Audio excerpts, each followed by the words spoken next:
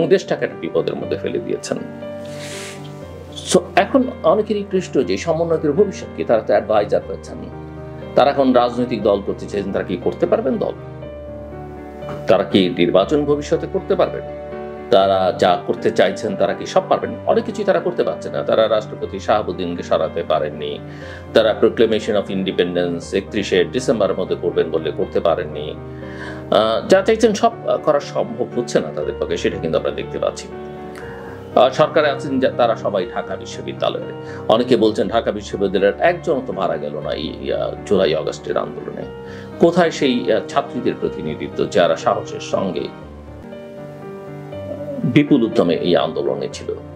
কোথায় private university, যখন public ইউনিভার্সিটিগুলো বন্ধ করে দেওয়া হলো, তাদের হল ছাড়তে বাধ্য করা হলো, তখন যে প্রাইভেট ইউনিভার্সিটির ছেলেমেয়েরা সামনে এসে দাঁড়ালো, কোথায় তারা? তারা ক্লাসে ফিরে গেছে যেখানে তাদের যাওয়ার কথা। এখন লক্ষ্য করলে দেখবেন যে এই সমন্বয়কদের নিয়ে পত্রপত্রিকায় নানা রকমের সংবাদ প্রচারিত হচ্ছে।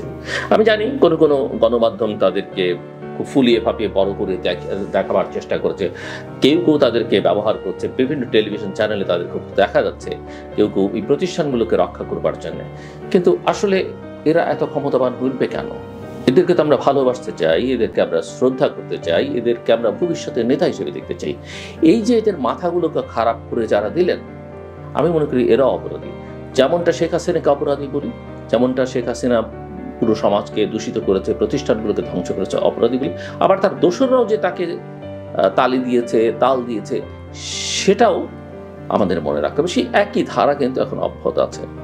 এখন এই সমন্বয়করা নিজেদের মধ্যে মারামারি করছে, কখনো অন্য রাজনৈতিক দলের সঙ্গে তারা জড়িয়ে পড়ছে, তাদের কথাবার্তা নানান জায়গায় নানাভাবে, তাদের নিজেদের মধ্যে কিন্তু কোনো সমন্বয় নেই। এটা একেবারেই স্পষ্ট। এক এক জায়গায়, আমি সারা দেশে সাধারণ মানুষের কথা শুনতে যাই, টাউন হল করতে চাই, সেখানে তারা যেসব দাবি তুলে অবাক হবার মতো, এবং নানা অনিয়মের সঙ্গে তারা জড়িয়ে পড়েছেন, এই অভিযোগ আছে।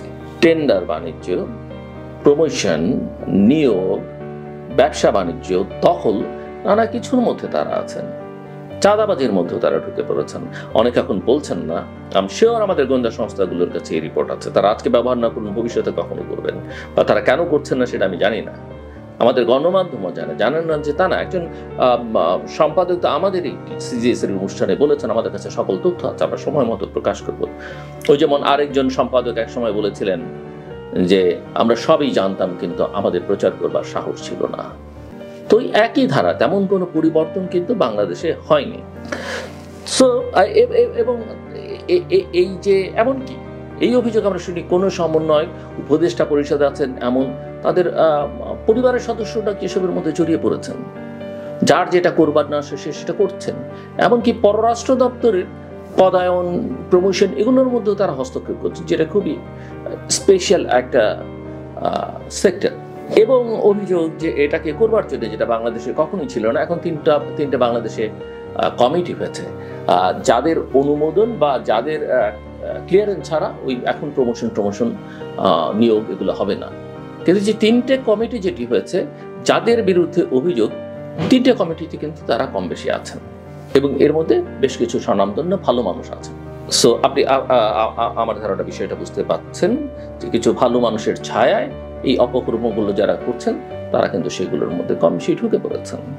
এই যে আমি যেটা বললাম যে এই যে তারা নিজেদের মধ্যে মারামারি করছেন, রাজনৈতিক দলগুলোর সঙ্গে জড়িয়ে পড়ছেন, আবার তারা নিজেরাও মার খাচ্ছেন।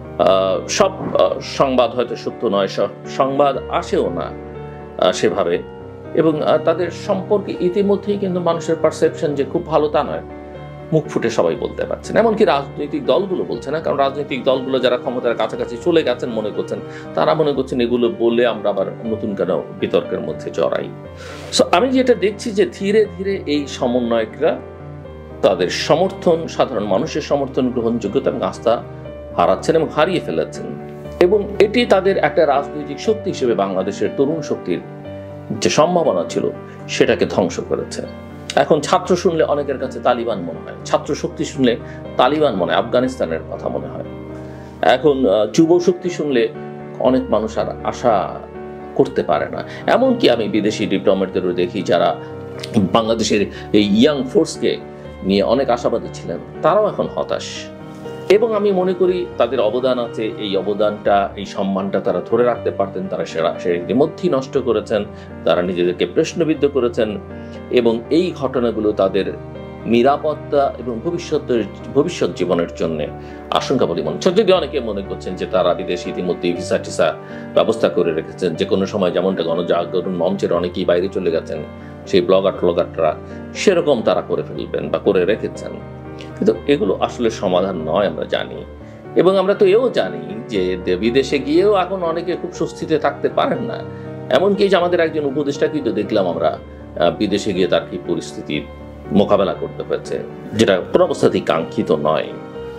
সো জুলাই অভ্যুত্থানের নেতৃত্বে সমন্বয়করা সঠিক পথে আছেন কিনা ভবিষ্যতে প্রশ্ন যাদের, আমি উত্তর দেবার আগে সাম্প্রতিক কালের তাদেরকে কেন্দ্র করে কয়েকটি শিরোনাম, পত্রিকা শিরোনাম আমি শোনাতে চাই আপনাদের। যেমন প্রথম আলোর একটা রেফারেন্স, 2 তরুণের প্রেম ঘটিত দ্বন্দ্ব থেকে রাজশাহীতে সমন্বয়কের উপর হামলা।